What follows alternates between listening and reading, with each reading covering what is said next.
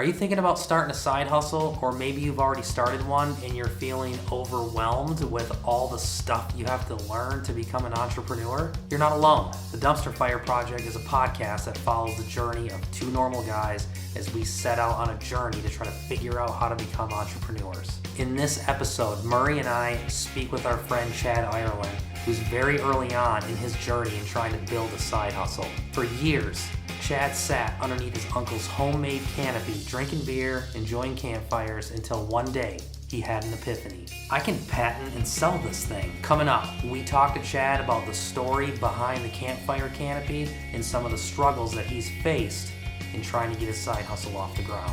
If this is your first time checking out the Dumpster Fire Project, please consider hitting that subscribe button. On this channel, Murray and I share our journey in real time, our struggles, and all of our learning lessons. And most importantly, we bring on experts on this channel to teach us and you how to build more successful side hustles. Here's Chad with Campfire Canopy. Well, so the reason that you reached out to us is you got this cool thing called the Campfire Canopy. Why don't you, let's not waste any time. Tell us what that thing is. Yeah, so my wife's uncle created the patent, and I licensed the patent from him. So he actually created the canopy, but it's essentially a tent that goes over a fire and it has a hole in the middle that allows you to sit around the fire while it's raining or snowing or inclement weather. So yeah, it won't ruin your weekend when you're up north camping. So yeah. How did you come up with this idea? Murray's got an interesting theory. Well, I know how we would have came up with the idea, but Chad was probably a lot smarter. No, so my wife's uncle and his friend, I think were just sitting around the campfire, drinking some beer, and it started raining, and then just the wheels started turning. Yeah. So.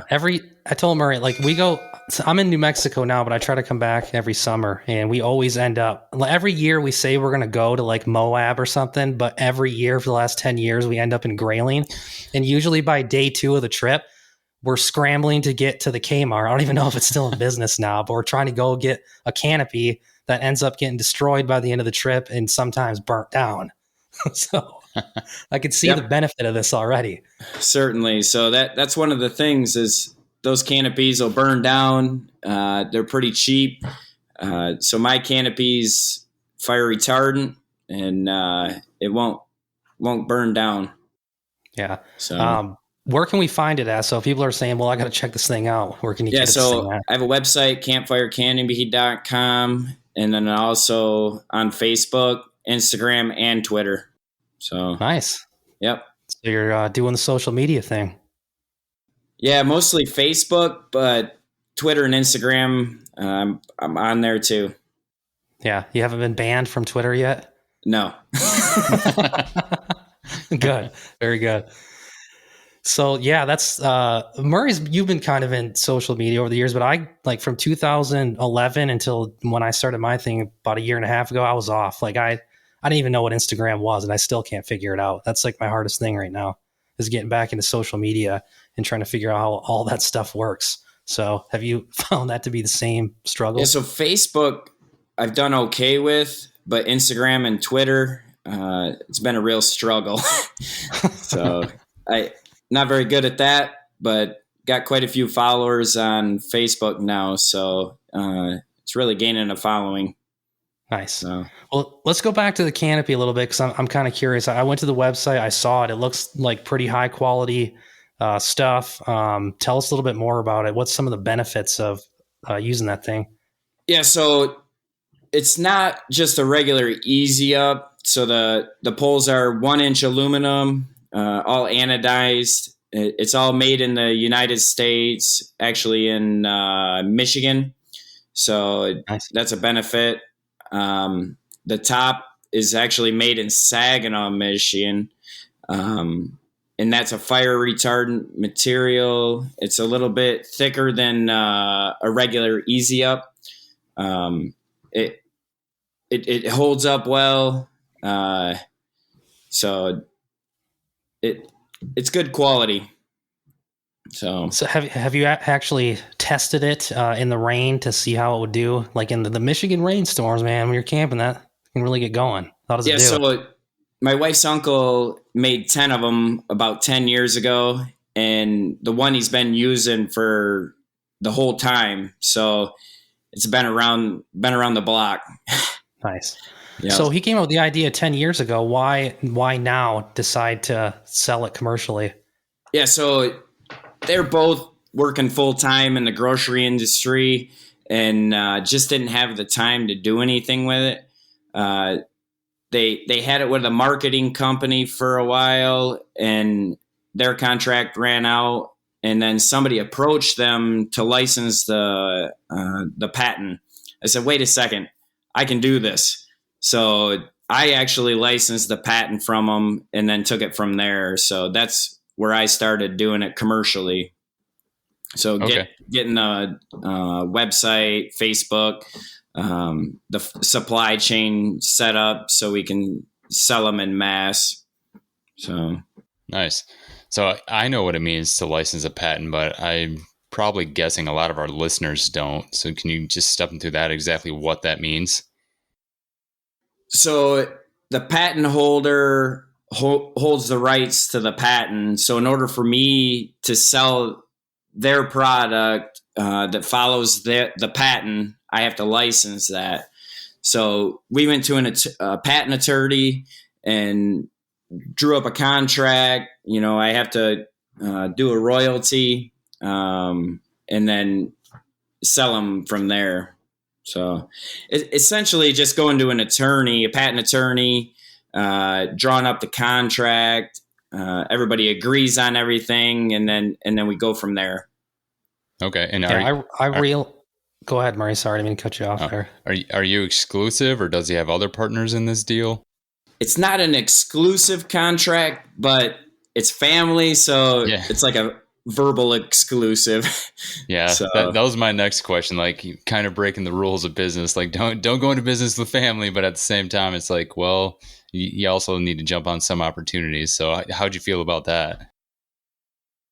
What was that, Murray? How did you determine? Like, you know, they say not to go into business with family, but this time it's okay. I still didn't get that, Murray.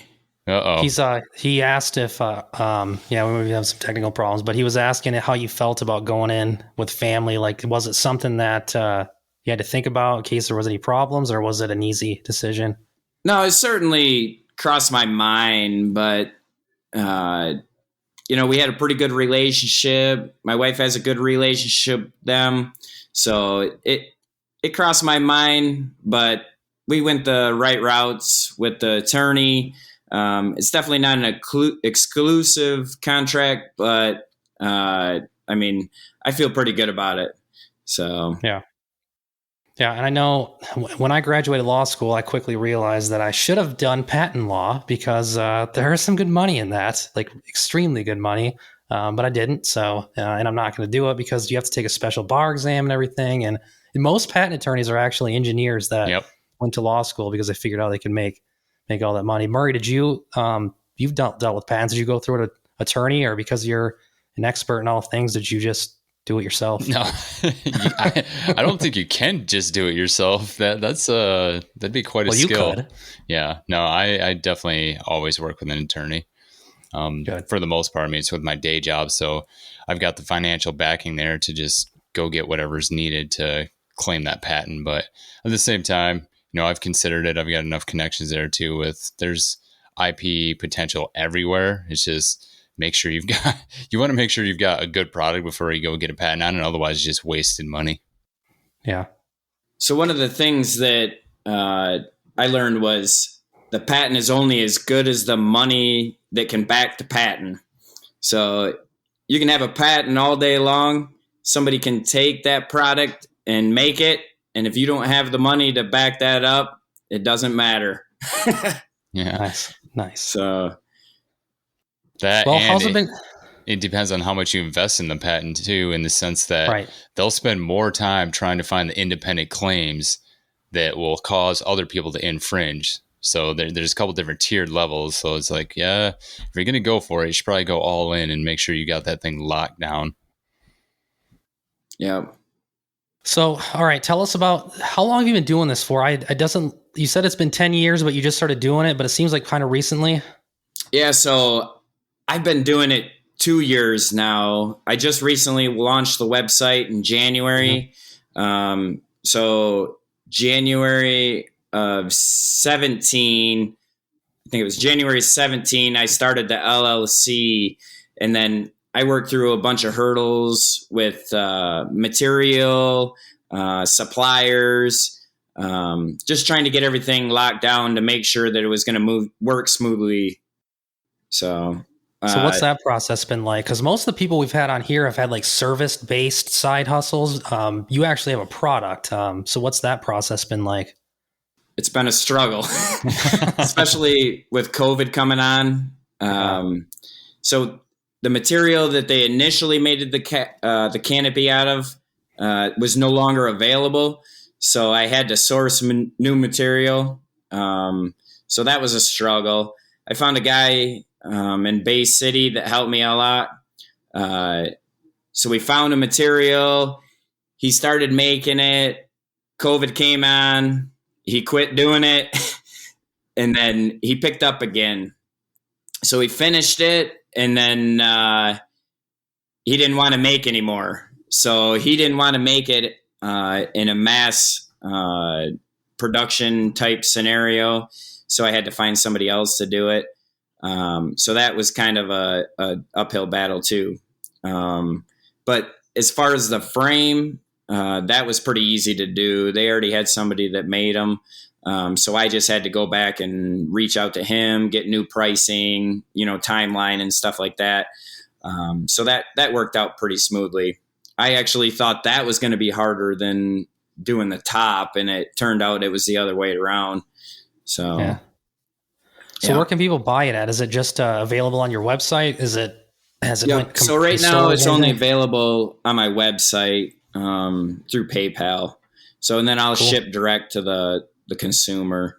So I'm working on trying to get into some RV and camper shows, and then on Facebook and whatnot. And then also the campgrounds, get into the campgrounds where everybody can actually see it.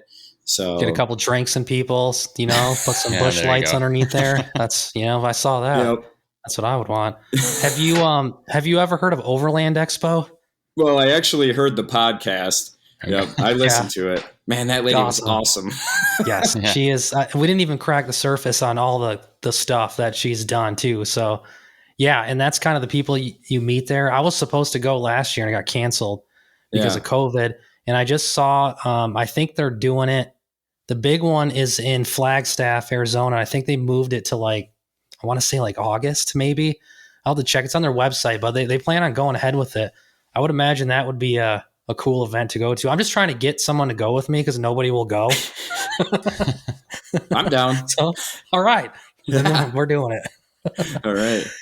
But yeah, I know that when I was looking into going, that's vendors galore at that place for sure. So might be something to look into. And I reached out to the camper shows in Michigan here. That the Detroit one was canceled already, and they're trying to figure out if they're going to do the rest. So, it's the whole COVID story.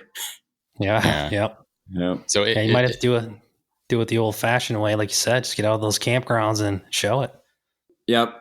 So we camp quite a bit, so that won't be an issue. Yeah. All right. So is this a full-time gig or is it a side hustle? Oh, no, I have a day job. Okay. So currently I'm a quality supervisor in a manufacturing plant in Lansing. The 12th, I moved to full-time working from home. So I'll be reporting to somebody in Connecticut doing supplier quality. So I do that, and then we have rental houses too. So So you're doing the entrepreneurial thing. Yeah.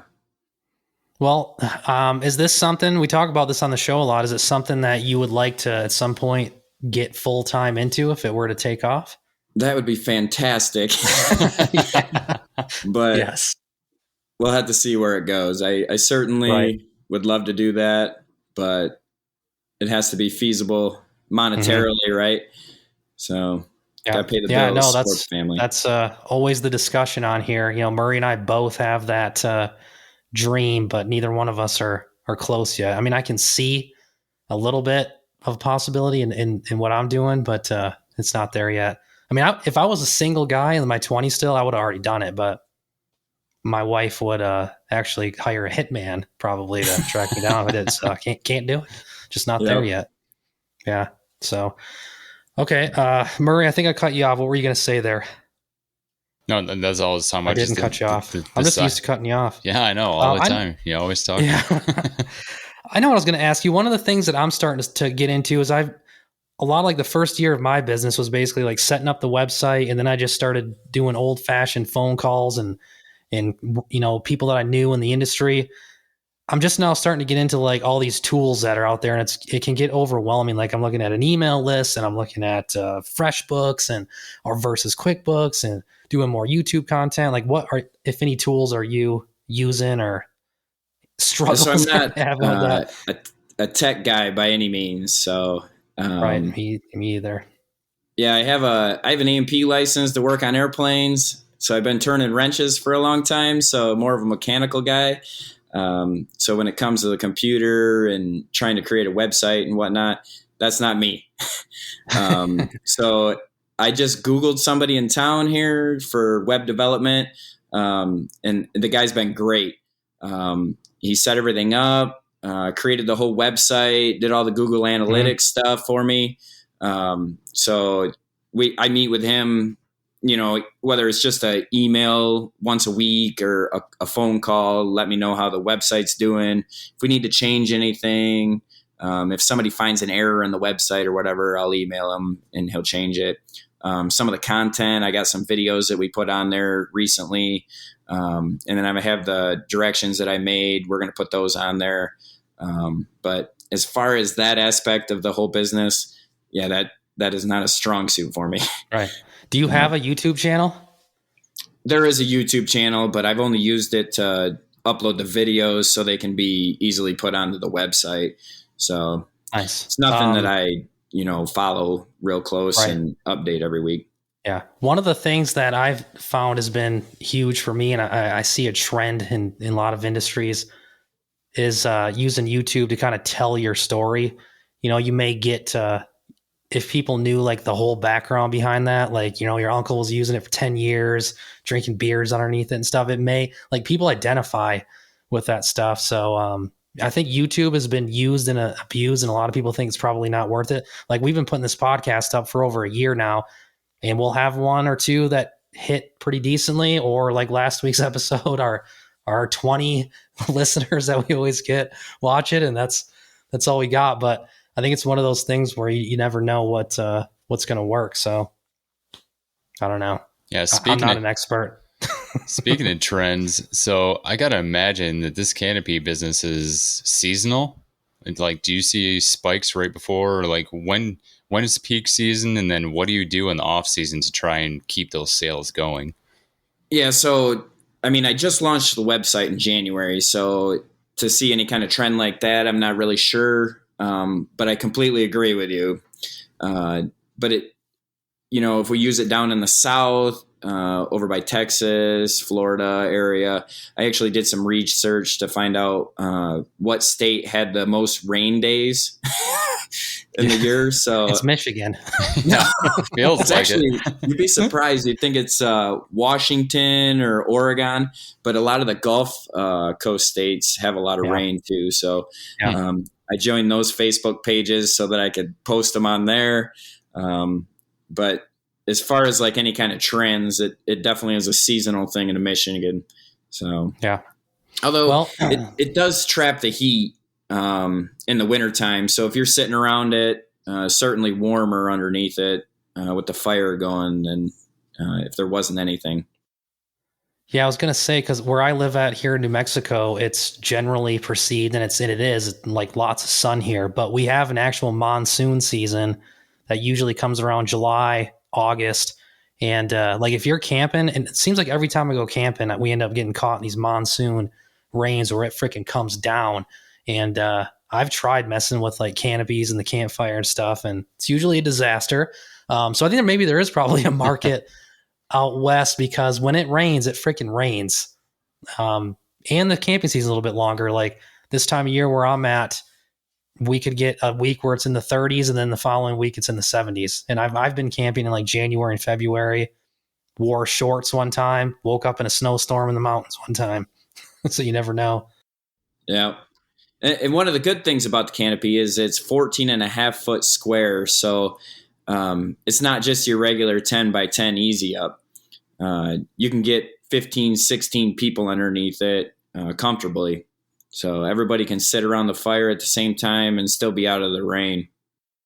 So what about like when it's sunny out? You kind of double, even though it's got the hole in the middle. I'm sure it can kind of like double as like a regular canopy that most people use too. So yeah, nice. Okay, Murray, what do you got? So is the product itself, it sounds like you're just getting into it. So you launched the website in January. When did you actually take on this as a side hustle that you just knew it was something you were going to do? You got the lease signed. Yeah, that was a couple years ago. So we went camping with my wife's family all the time, and they always had this canopy up there. So I was always super intrigued with the canopy. And I always wanted to approach her uncle and say, hey, what are you going to do with this and whatnot? And then finally, they said somebody was going to lease it or license the patent. So that's when I decided that, I can do this as a side hustle too. I just, you have to balance things between that, your day job. I actually got my MBA. I also have the houses and stuff. So there's a lot of things going on, but yeah.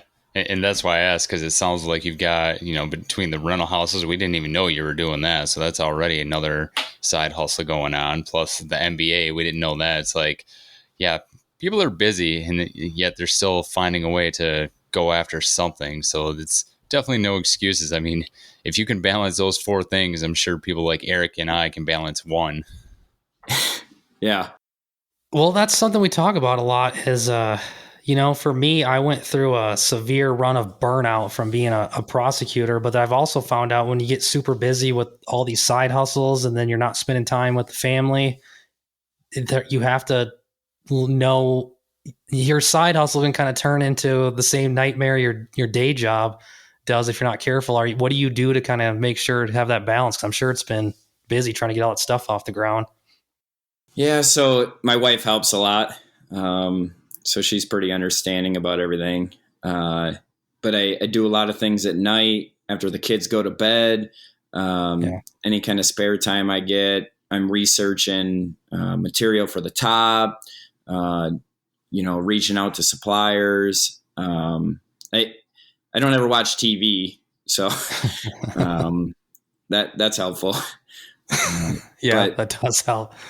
There's a lot of downtime, or there's no downtime. So if I have any kind of downtime, I'm always doing something. So trying to figure out how can I, market the product? Where else can I sell it?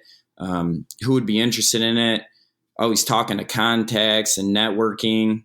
I just talked to a guy at work the other day. He suggested going to the Boy Scouts. Like, who'd have thought of that on your own? Yeah.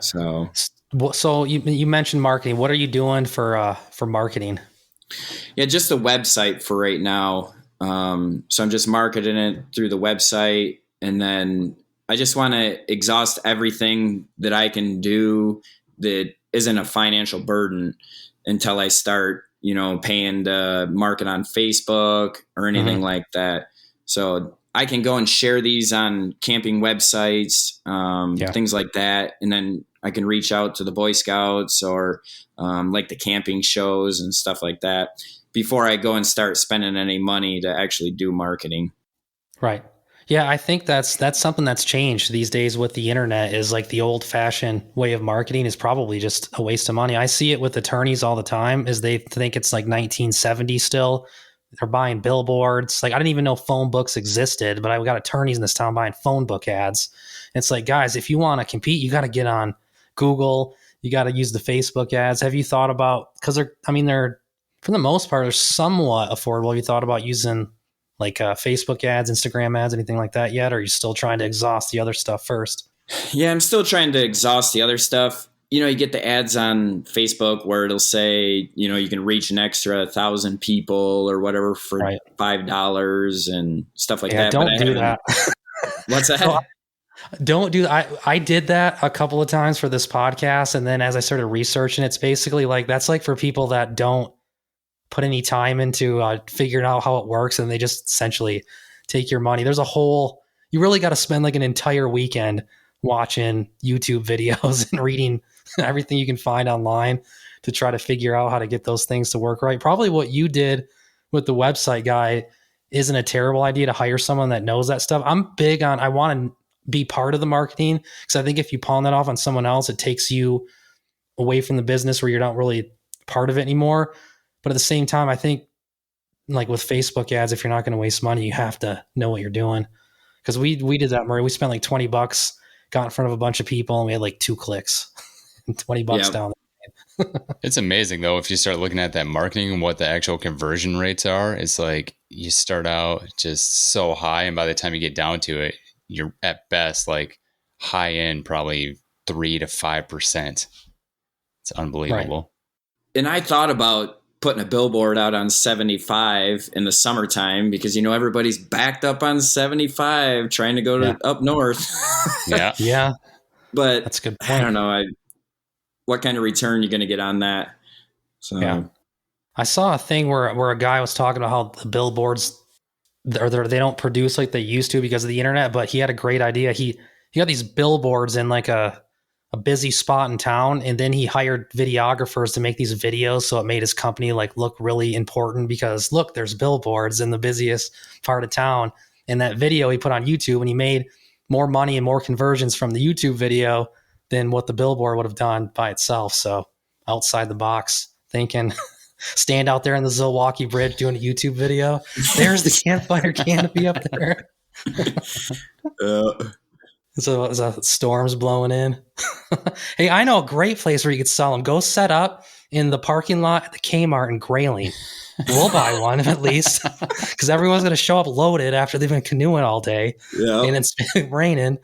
And they got to get it. I mean, Murray, do you remember that was 2 years ago where we were just driving all over town? We ended up buying like, I don't know what the hell we bought. We bought like something that was from like Big Lots or something that was terrible. Yeah, at first it was hard enough to find a store that was open. We kept looking at the radar, like it's literally like it's over coming. Camp. Now it's over, like it's 1 mile away. We're trying to find one so we could just get back and set it up. But every time too, it's like if we buy one every year and then we just never bring it. Yeah. Chad, where do you guys go camping at usually? Oh, geez. We go everywhere. South Higgins Lake. We're going to Clear Lake for a week this year. We're going to go, I think Mackinac for a few days, and then go up to Tequamanon. So we go all over the place. Nice. So camping's big for your family. Do you do the camper or do you do the old fashioned tent? Oh, no. We got like a 34-foot fifth wheel. I've always said I wouldn't do that, but the older I get, man, I tell you, the last camping trip that I did in Michigan with these guys, I slept in a hammock for a week. And if it wasn't for the couple of drinks I had, I don't know if I would have survived that. After that week, I was just like in a banana shape for, a week. Like, I think I might have to get a camper. It's nice when it's 90 degrees out and you go into your camper and it's like 62. Yeah. Murray's had the same tent for like 30 years. It's like a Hillary canvas tent or something. Yeah, I finally had to get rid of it because the last time we went camping, I woke up in like a 2-inch puddle of water. Like just being water resistant was gone. Like there was nothing left after a decade of beating it up and taking it everywhere. So finally got a new one. And then COVID hit, and like, yeah, guess we're not going camping this year. Well, camping. That's the thing is camping during COVID has exploded. Yeah. RV sales are up. All the campgrounds, you can't even get into them. Like we try and book some of the campsites. We couldn't get into South Higgins Lake this year. That's why we had to go to Clear Lake. Yeah, that's a good point. Where I'm at in New Mexico here, there's some extremely remote areas. I go up to the Guadalupe Mountains, which is in kind of south central New Mexico, a couple hours drive from the house. No cell phone service, like ham radios, all I get up there. Usually I go up there and you don't see, I've seen probably 2 people in 10 years up there. I went in like June when like COVID was in the, the heavy parts. I thought I was at like a KOA campground up there. I mean, there was just people everywhere. And I think it still is kind of, because New Mexico was closed down. Like we're still closed down. And a lot of the campgrounds are still not even able to be open yet. So, oh, really? Hopefully, yeah. Hopefully that changes. Okay, so let's see, Murray. Why do you keep getting us off track with this stuff? I don't know why we even do this podcast anymore. Might as well just get on here and start drinking. It's the dumpster fire. Something's got to go up in flames. Exactly. I'm kind of curious. You need to keep us updated on the marketing as you kind of get into some other stuff. Maybe we'll have you back on here as the summertime rolls in. I'm kind of curious if some of these other mediums work for you. Like you got to do a YouTube video where you tell the story. Like you literally do like sitting around the campfire, have your uncle there talking about the old tent, flash some pictures, telling you. Yeah, I think that could be big. I think it could be big. I like that. People will identify with the story. It'd be kind of like when I tell stories of Murray camping in his old, 30-year-old tent. Yeah. By the way, like if people in high school thought Murray was like an alien or robotic, it's true, because he would go in this old tent and he would just like lay in there like a board, no sleeping bag, nothing. And then he would just like plug in. I thought he was plugging in an iPhone or something, listen to music, but I think he's plugging into a battery pack. And then like 5 a.m. just gets up. Everyone's hungover, waking up at 10. Murray's already been like canoeing down the river that day. Yeah, I don't know. Just wake up naturally early. I can stay up late. No, I've definitely had to do, like, if I'm doing the tent thing now, I definitely have to do an air mattress. Like, there's no more just jumping in a sleeping bag at 2 a.m. Like, it doesn't work anymore. So let me tell you guys a story real quick. We're totally off the rails. And then we'll get back on after this one. I want to tell we're actually camping around a campfire right now. It is, yeah. So the Guadalupe Mountains where I go up there, I went in like mid-October. It was, you could tell it's going to be the last like really nice weekend before it started getting cold. And I just brought the hammock. There was nobody up there this time. There was nobody around. And I'm sleeping in the hammock. And this is mountain lion country up there. Did I mention it's extremely remote? And I brought my dog with me. I figured, well, it's kind of a wuss, but he'll act as an alarm. Well, I passed out. I remember like 2 a.m. I had him sleeping in like a crate underneath me, like a soft crate. And I kind of had my hand hanging off. And I was worried about mountain lions all night. And he kind of like got his head through there and rubbed his head against my hand. And I thought that there was in my half sleep, thought there was a mountain lion up there. And I swear, like, it sounded like, Michael Jackson yelling out there. I thought I was getting attacked by a mountain lion. So that's it. That's my story. Had to tell it. All right. Well, anyone who's listening, clearly go out and buy Chad's tent. Go, especially right now, start thinking about camping. Go get it. It's almost camp season. Yeah. One more time, Chad. Tell us, where can people find the tent and where can they buy it? Yeah. So you can go to campfirecanopy.com, reach on the website there, and then also Facebook, Campfire Canopy. If you search Campfire Canopy on Facebook, you'll find me. Instagram and also Twitter. Nice. So all 3 of those places. And for all the people in Michigan, this year when you're heading up north and you're stuck on 75, you might not see that billboard, but you're going to think of Chad. That's right. And like, oh yeah, I remember that story. Yeah, and if you're going by Clio and you need a Campfire Canopy, just give me a call because I'm right off the exit. Nice. Come meet you right there. Yeah. Yep. And if you're in Grayling, see him in the old Kmart parking lot. Just buy that and turn it into the factory right there. Yep. All right. Well, also thanks for the hats. Really appreciate it. Yeah. Awesome hats, like them. To tell us Yeah. the story about that real quick, because this is kind of a cool story about the hats also. Oh, so the logo actually was made by my neighbor. He owns like a shirt company. Got with him. He designed the logo for me. We went through a couple iterations of what we were going to do. He actually made these shirts and stuff. Oh, nice. So I got sweatshirts. A bunch of my friends, they bought sweatshirts and T-shirts, kind of paid for the logo for me. Yeah. So then I gave the logo to my mom. My mom digitized it, and she has this fancy embroidering machine. She makes the ball caps for me. She makes stocking hats. She makes masks. So I have a bunch of masks that say Campfire Canopy on them. Bunch of collared shirts that I can wear to work. So that's got awesome. all sorts of stuff. Yeah. Hey, that's how it goes. You have a side hustle. You gotta draw and help. It's awesome. I love it. Like the hat. It's good. It's good stuff. I'm interested. I may be contacting you about this old tent, stopping in by Clio when we do our camping trip next year. Maybe we'll even give you a call, see if you want to come hang out with us in Grayling for a couple of nights. Yeah, let me know. Even if you don't want to buy one, I'll let you borrow it to try and sell some more. Right. Yeah, we're kind of hoping, like, yeah, hey, if it comes on the dumpster fire project, maybe we can do a test run for you. We can absolutely. do a review video. I'll hook you guys up. Yeah. Awesome. All right. Yeah. Okay. Well, everybody check it out. Campfirecanopy.com. It's a good story, Chad. Wish you the best of luck in doing it, man. Thanks for coming on here. Maybe we can get an update in a few months in the summer, see how it's going. All right. Sounds good. All right. Thanks. We'll talk to you soon. All right. Thanks, guys. We'll see you next time.